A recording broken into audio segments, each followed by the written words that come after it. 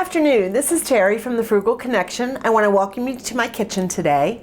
It is a cold, snowy day here in the Northeast, and it seemed like a really good day for some soup. So what I want to make with you today is some pumpkin soup, but this is a hearty pumpkin soup that's packed full of protein that will keep you full.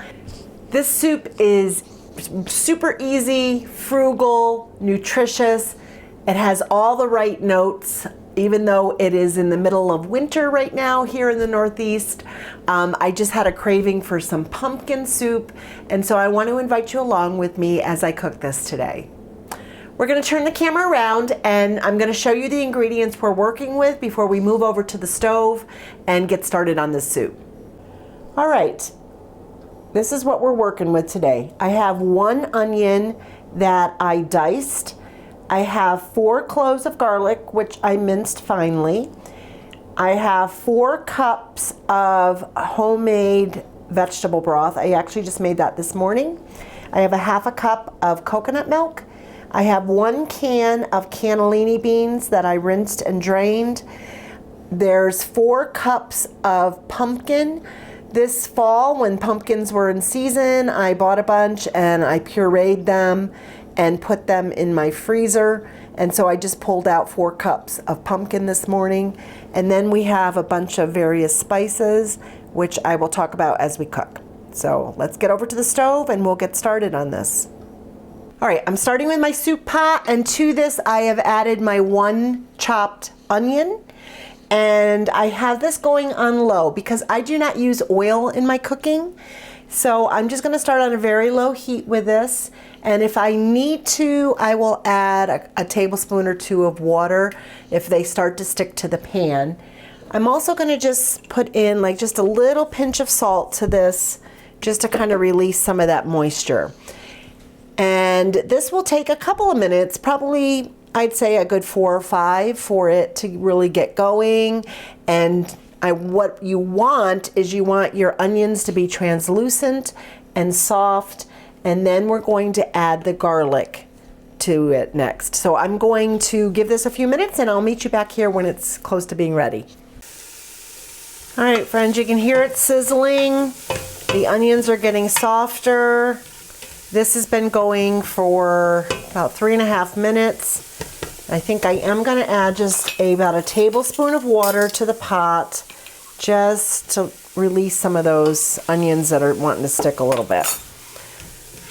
We don't want them to burn. We just want them to release all the moisture and start to get soft and to get translucent. All right, my onions are getting nice and soft. And what I'm going to do now, this has been going on medium-low for about 6 minutes now. And what I'm going to do now is add my garlic right on top of those onions. And the thing with garlic, it does stick pretty easily. So I find what helps in the beginning is to kind of just let it lay on top of the onions to get started, and then I will probably add just another tablespoon of water to this and let it continue to cook until probably another minute or 2 till the garlic is nice and soft as well, and then we'll move on to the next ingredients. All right, friends, we're ready for the next step. What I'm going to add to this now is my 4 cups of pumpkin. Let me get this out of the way. Let me get all this good stuff out of this cup. And I'm also going to add in 4 cups of vegetable broth. Now I don't know if you can see it, I made the vegetable broth this morning. It is a nice dark color and it's just beautiful. So I'm going to add this into my pan as well. I'm going to add in my 1 can of cannellini beans that have been drained and rinsed. And the reason I'm putting cannellini beans in there is because when in the finished dish, it'll be a nice, thick, creamy texture, but it's also going to give me the protein that I need, and it'll be filling. Okay, and now I'm also going to add here, I have a teaspoon of salt a half teaspoon of ground pepper, a half teaspoon of cinnamon, half teaspoon of nutmeg, and a half a teaspoon of garlic powder. So I'm going to add that right in there as well. And I'm going to give this all a good stir. I am not adding in my coconut cream yet. Turned up my heat to medium. I'm going to put the lid on. I'm going to let this cook for probably about 10 minutes. You know, once it starts to simmer, I'll turn it down a little bit for about 10 minutes. And then I'm going to add in my coconut milk. And I will meet you back here when we're ready for that step. All right, friends, this has been going for about 10 minutes.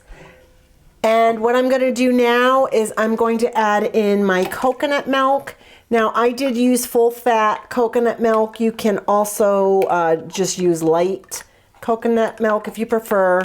I want this to be nice and creamy and rich tasting, so I did the full fat. But again, use what you want. Okay, so what I'm going to do now is let this just simmer for another couple minutes, and then I will move us over to the counter so I can show you what the next step is. Our soup is done. What I'm going to do now is I have transferred it into a high-speed blender, and I might have to do this in 2 batches because it was a little more than I can safely put in the blender at one time, especially with hot liquid. You want to be super careful here. But I am going to put my lid on, and I'm going to start out by going low, and then I can pulse it higher.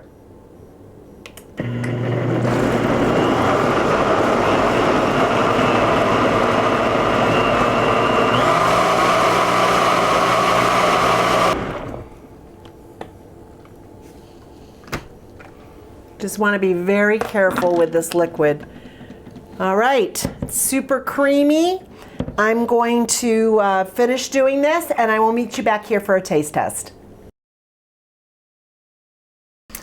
All right, friends, we're going to give this a taste test. After I blended it, I just added it back to the pot. You don't really need to cook it any longer after that. It's totally cooked, and it smells delicious. I can smell the little bit of cinnamon and the nutmeg, the coconut.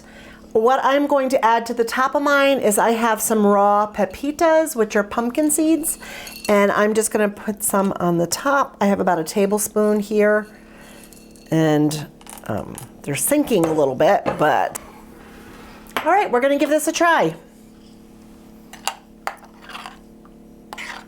It's nice and thick. It smells amazing.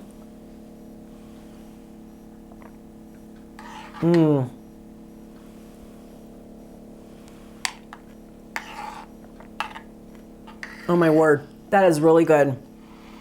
That is really tasty. You can taste the notes of cinnamon and nutmeg, coconut. So this is going to be my lunch. I hope you'll give this one a try. I will put the link to the recipe down below in the description box. If you like this video, give it a thumbs up. You can subscribe to my channel.